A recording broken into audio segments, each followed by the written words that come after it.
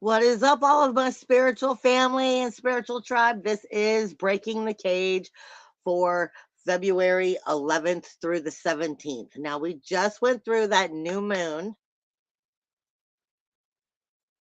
Today, on the 10th, is the beginning of the year of the dragon. And it has been, oh my God, I know you've been feeling the energies. It has been human residence spike, spike, spike, spike, spike, spike, and solar flare spike, spike, spike, spike. It has just been off the chain. We are so used to receiving, like a solar flare and it's energy coming in like one spike, or basically like the Shaman resonance spiking. I think last night it hit over 100 hertz. The Shaman resonance did. So I mean, yeah, our bodies, our energies are like, and I'm just gonna go over some of the human symptoms of all of this energy, because there's a lot I want to go into, not just about the astrology this week, but really the blueprint, since we've had so much going on with the human residents, solar flares, bam, bam, bam, bam, bam. You got to understand some of the human symptoms that come with receiving all of this energy is loss of memory, loss of time lapse, vertigo, loss of words, loss of sleep patterns being all kinds of jacked up, energy being all kinds of jacked up, like being exhausted or riveted. It's just boom, boom, boom. It's like a pinball or pinball, racquetball, whatever. Ding, ding, ding, ding, ding, ding, ding. Um, is how you're feeling. Hot and cold flashes, irritability, anxiety, dry mouth. The body itself is just aching. Visual disturbances. This also is going with that vertigo or spiritual vertigo, feeling like the world is moving around on you, the planet, you're going forward or you're going up or going sideways, when you're not really, the planet is just moving differently versus visually seeing things differently. Exhaustion, fatigue, very vivid dreams, nightmares. Oh my God, the headaches, the back of the head, the back of the head, the headaches, that has to do with the zeal point. And there's a very important reason why you're getting the zeal point right now. But wait till I hit the blueprint. The ears ringing, feeling off because of the ears ringing and everything that's going on here, basically within that supernatural highway of your head and the body itself, with the shoulders and the throat chakra, and that zeal point, feeling off, feeling unbalanced, feeling uncentered, heightened intuition, deja vu, signs in general, like numbers, number sequences. See, my mouth ain't working quite right. Synchronicities, all kinds of stuff that's coming in. But I'm gonna be honest, because somebody asked me last night, when is this gonna stop? Yeah, that's all I got for you. I mean, to be honest, I was saying, I put out a video the other day, because I've been saying for like over 10 years that the tectonic plates are shifting little by little by little, creating air bubbles and so forth, which are going to be coming up, creating larger earthquakes, especially along the lines of the equator.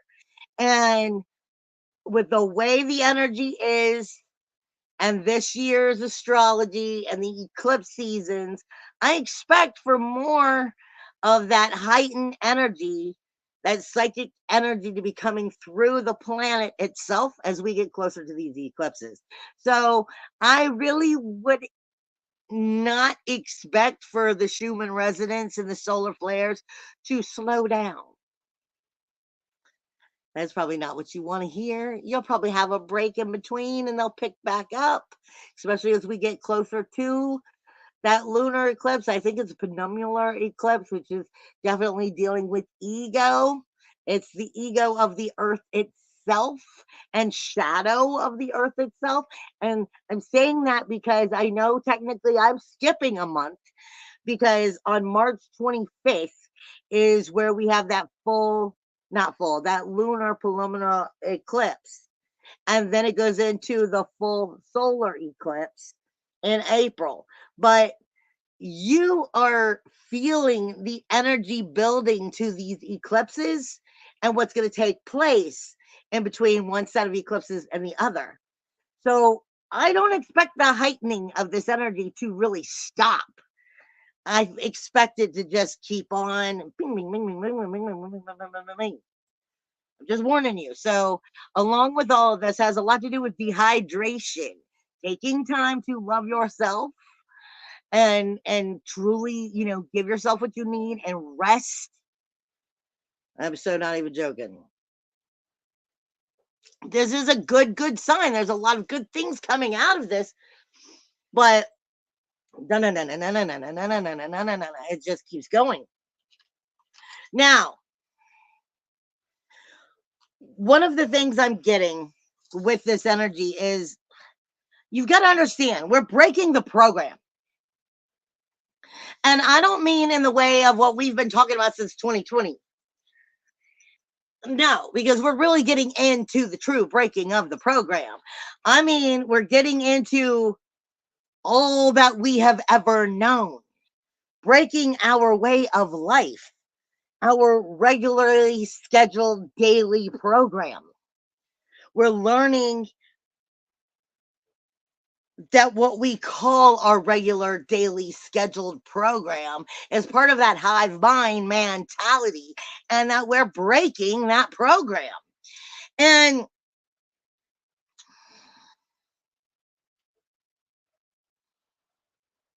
how it is that we're constantly trying to hold on to doing the same old things.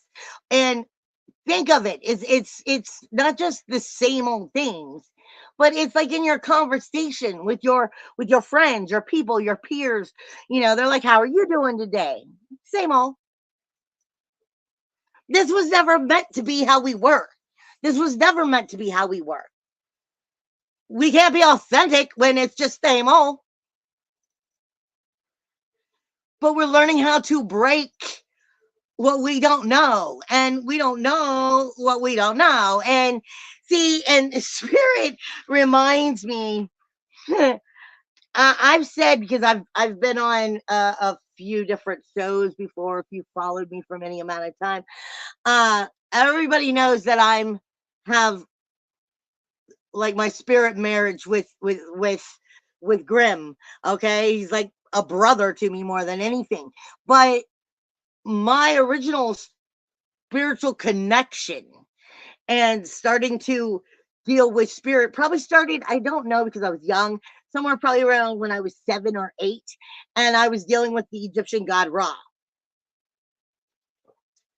And Ra is directing me into this energy and is telling me to go back and speak about this right now, because we're coming into new beginnings that we don't understand. We don't know what it looks like. It's the direction of the east.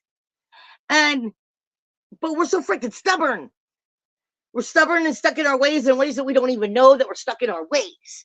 And he's reminding me of a conversation. I used to work at a metaphysical shop, and he was trying to come in and work through channeling with me, but I wasn't getting it. And you got to understand, there's like 3 mediums that all were working right there at the same time. And like you said, they could see that he was talking to me because they were also mediums, the other 2. And so he's in here trying to talk to me, but I'm not getting it. And you have to understand, my relationship with Ra, it's always been this way. I fight with them, no problem. And hold on, crap. Why is it stopped? Did it fix itself? Did it fix itself? I don't know why it froze up, but apparently it fixed itself. Anyway, maybe it was Ra. But I have fought with Ra since I was approximately 4 or 5 years old because I'm stubborn and stuck in my head. And anyway, so I'm working at this metaphysical shop, and he's trying to get something through to my thick head about starting a new beginning and how I can't. And he jumps out of having this conversation with me and jumps into the other medium. And then turns around and it's like, well, you think you know it all, coming out of the other medium, but it's Ra. And I turn around and I look at him and I'm like, well, of course I think I know it all. How else am I going to know that I don't know it all until somebody shows me where I'm wrong and proves to me that I don't know it all? It's not that I want to know it all. It's the fact that I don't know what I don't know until I don't know that somebody shows me that I don't know. That right there is what Ra wanted me to show you. Because I was having a fight with him about the direction of the East, the direction of the new beginning, coming out of the North direction, coming into rebirth. That's what this energy is. Pluto is now in Aquarius. We've never seen this. We understand the concept of embracing Pluto's death, decay, and destruction for renewal, rebirth, regeneration, and finding everything that we are afraid of, but we are capable of, coming into our true authenticity. But we don't know what that is. We don't know what that looks like. And Aquarius is all about building a new world, building, the higher perspectives and humanitarian interests, and coming into the age of Aquarius and bringing it into us. And we are stuck in that. I don't know what I don't know until somebody teaches me that I don't know. You're going to see that frustration going on in so many individuals as they're trying to break this pattern and release, surrender, and let go to their true authenticity and find their way into this now instead of the program they were trained for. This is what Ra is trying to teach me, or use as an example to teach us. It's about new hope, new faith, but understanding. This is where we get into our belief systems. And there's a big difference between hoping, putting that hope into the belief, versus knowing. And this is where we have to get. We have to get to where it's not a belief. I'm choosing to change my belief system. I'm choosing to believe in this belief system, but actually moving into that knowing part as we begin again, recreate our whole new world.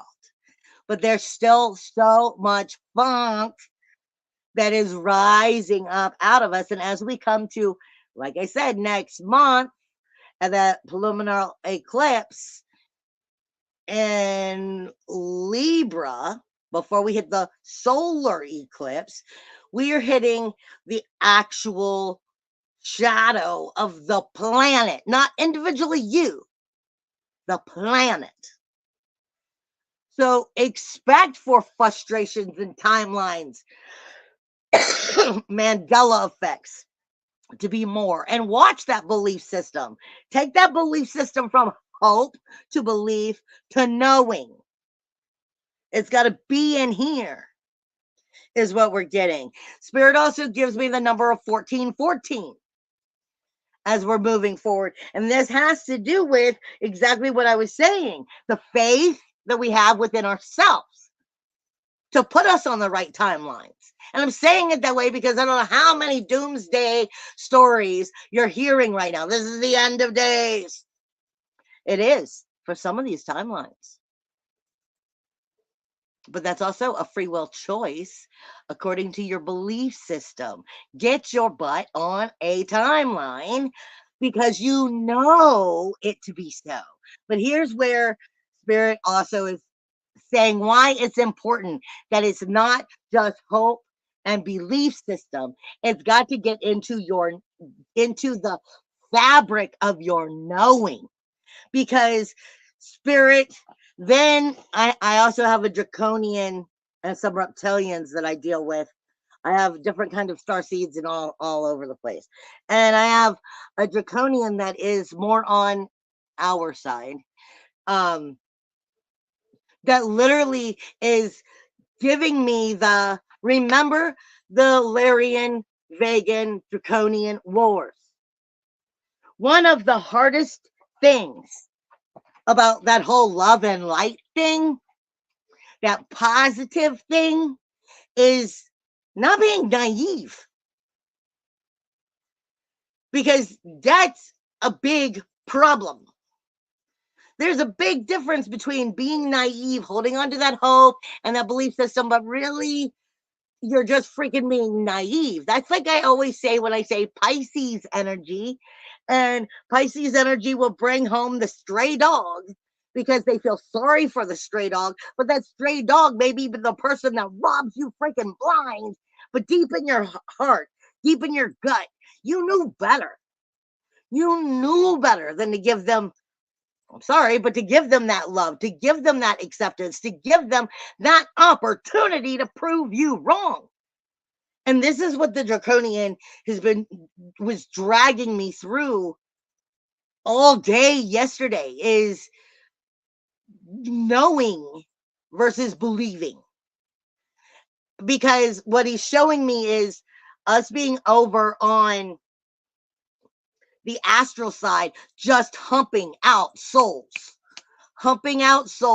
and getting them out of that matrix, getting them out of that timeline, getting them into the awakening process. But remember, millions years ago, the reason the Larians were destroyed and were taken and lost their home is because they were naive. There's a very big difference here about your hope, your faith, and your knowing. And you've got to have that shit right in your working on your timelines. So you're not one of the ones landing on the end of days. They're also, the draconian is also coming through going, that's why it hurts. That's why it hurts, because of our hive mind, how we've been working, how we've been programmed into that naiveness. And you're learning to love, but not be naive or stupid or just fall for bullshit. Love does not mean smack me around and I'll take it. Thank you. Please give me some more. No. I mean, unconditional love is loving unconditionally, but not allowing. Why do you think silent treatment happens? Sometimes, I mean, I will be one of the first ones to say I have a very dear friend of mine that I love with all of my heart and soul. She's not good for me, and I don't let her in my life, but I will love her for several towns away. This is what I'm talking about, naive. You've got to learn how to set these boundaries. You've got to learn. It's okay to say no. It's okay to set these boundaries. It's okay to give that silent treatment and still love unconditionally. I have a boss that I used to have. In fact, she follows me here, and she's probably going to laugh at this if she sees this. But when she first came into my life, she was very, very bossy and obnoxious, and I thought it was mean, and I didn't like her. And I used to be like, okay, please, universe, God, creator, whatever you want to see it as, please bless this person with any and everything that they need to know in order to move forward, but far from me. Because I can't be part of that test. I can't be part of that lesson. Because of that hurt. Like I said, the naiveness. Sometimes we misunderstand what unconditional love is versus loving ourselves. And we're really learning to break the shadow, but not be evil. And there's a very, very fine line here in between self-love and narcissism. so we don't go into the negative side. And we're seeing drastic amounts of that coming in as we're moving forward, and especially in this next year as we start to move forward. Is there anything else here that I had to put? No. As I get into the blueprint, you have Aries, which is the head energy, where your brain is.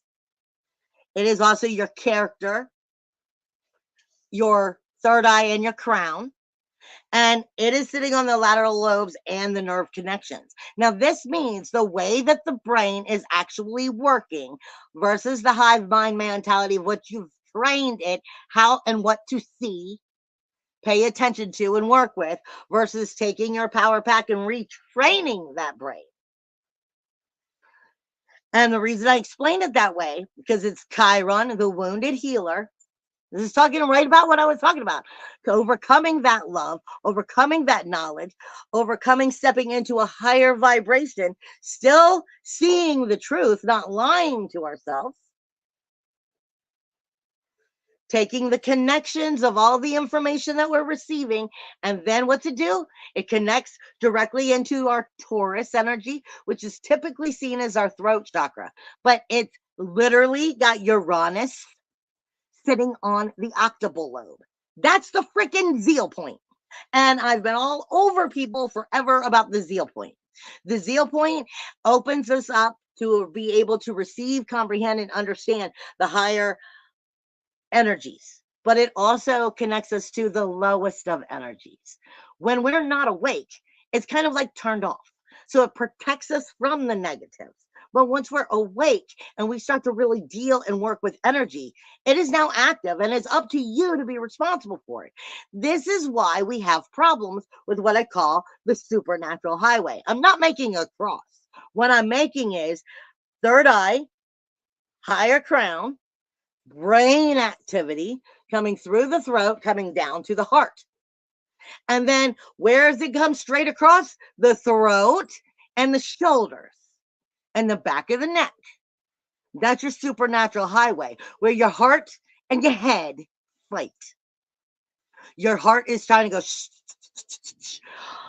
Love, unconditional love, acceptance, be of the higher vibration. And that's going, but, no. I could have, should have, would have. What if I did this? Maybe if I would have done it that way, I should have. That will drive you batshit crazy.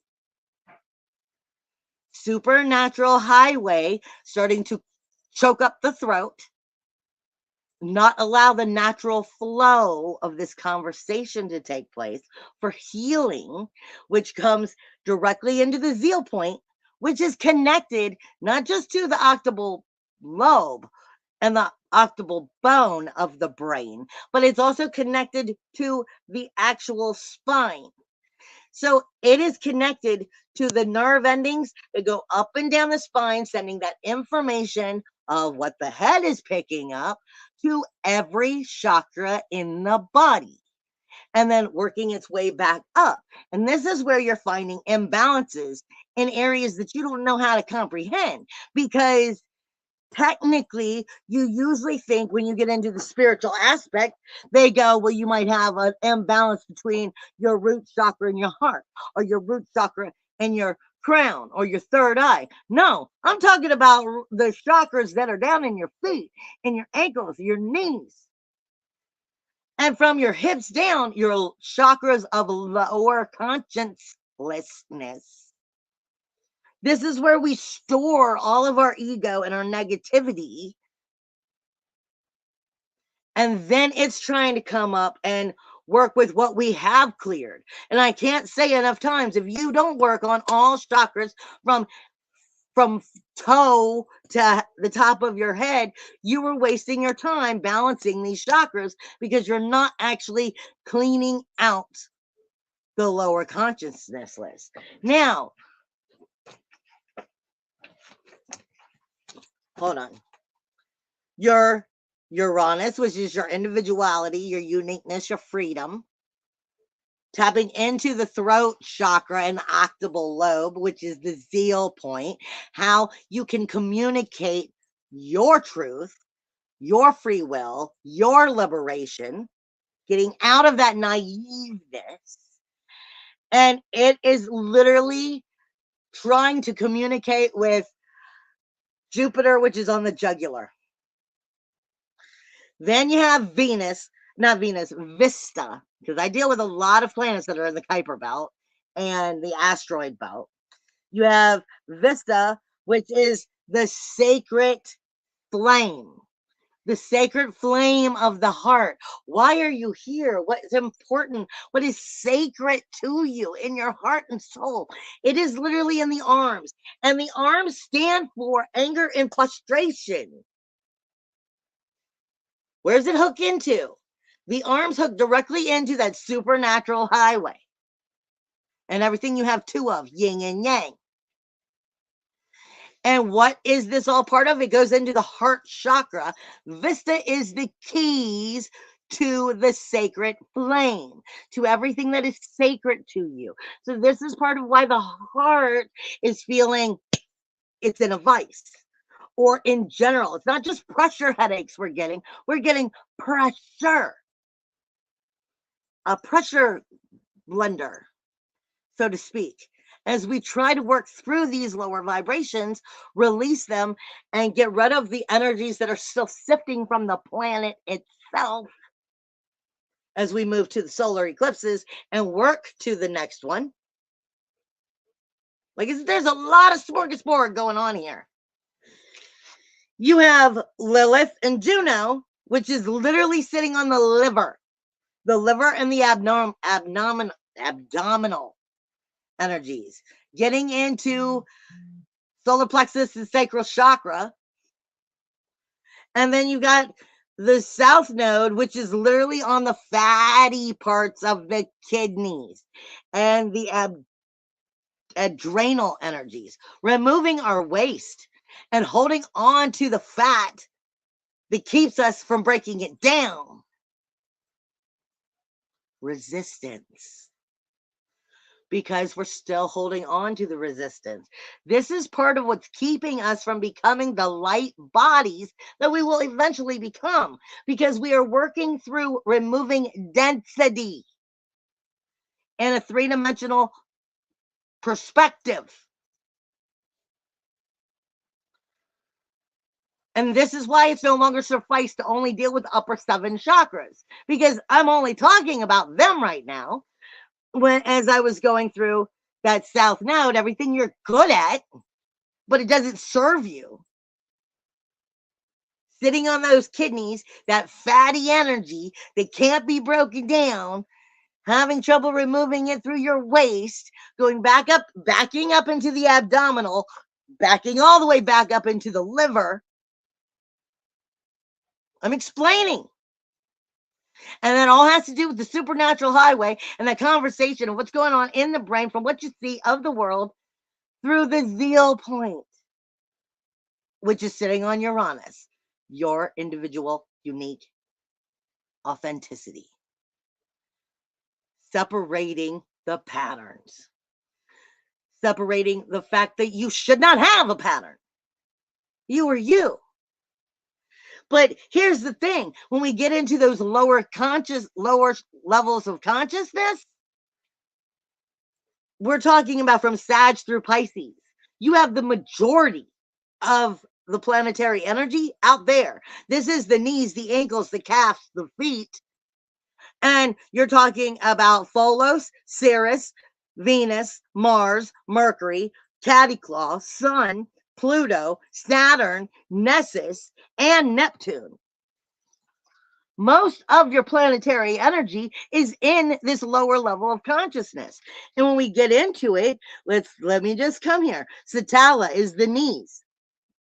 It deals with jealousy, inferiority, inadequacy, helplessness, becoming combative about what you do not understand and being able to let go because of that jealousy and what you're holding on to, because it's the way you've been programmed.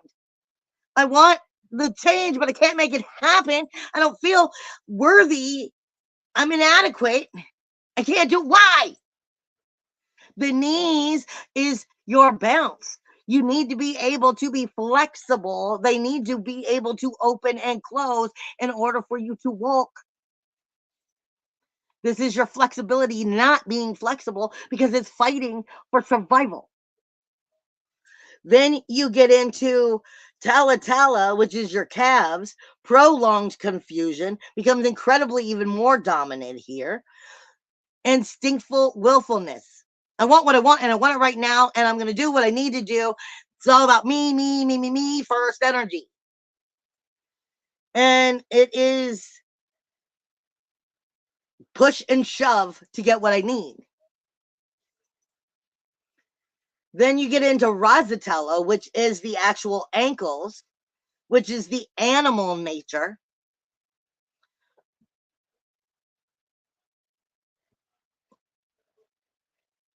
Getting into I'm number one, and the only way I can take care of number one is by telling everybody else more or less to fuck off. This has to be about me, because if I don't take care of me, well, who the hell else will? And you're bouncing this off of those other chakras. And then we get into the Mahalatala and the Patalatala, which is the actual feet. And this is when we get into the worst of the worst. It is, our energies of maliceness, of I don't care who I hurt. Screw that fear. I'm going to do what I got to do. It is literally where murder takes place. It is literally where, selfishness prevails, where I don't have any conscience anymore. Why do you think with every mythology, every religion, they want to bless your feet? Because it is the lowest levels of consciousness. If you can't bless yourself from the lowest level, how do you really expect to become light? Or of light body, or of higher frequency? It is understanding unconditional love and healing the patterns, the pain, the lack of understanding from that low, and starting to bring ourselves up. But you can't fake that shit. As we get into the actual astrology, you are looking at the North Node and Chiron coming together and fighting with the South Node. This is literally talking about exactly what I'm trying to say to you about where the eclipses are going to be.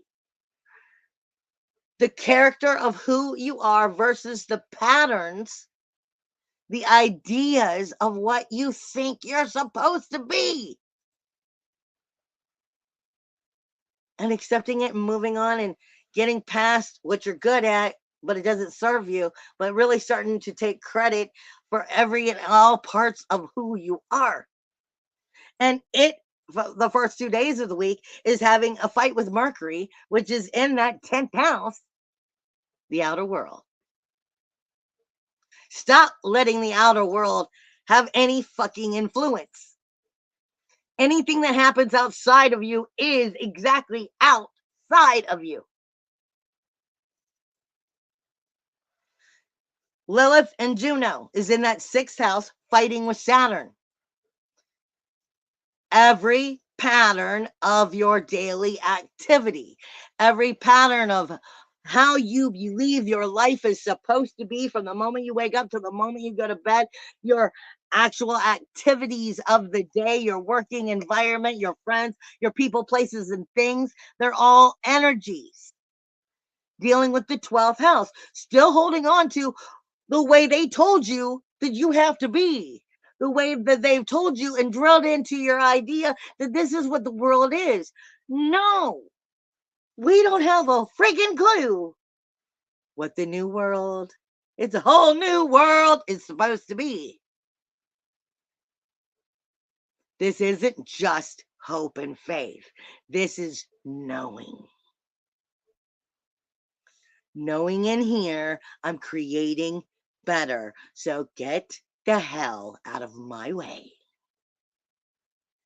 and let me carve out my golden streets.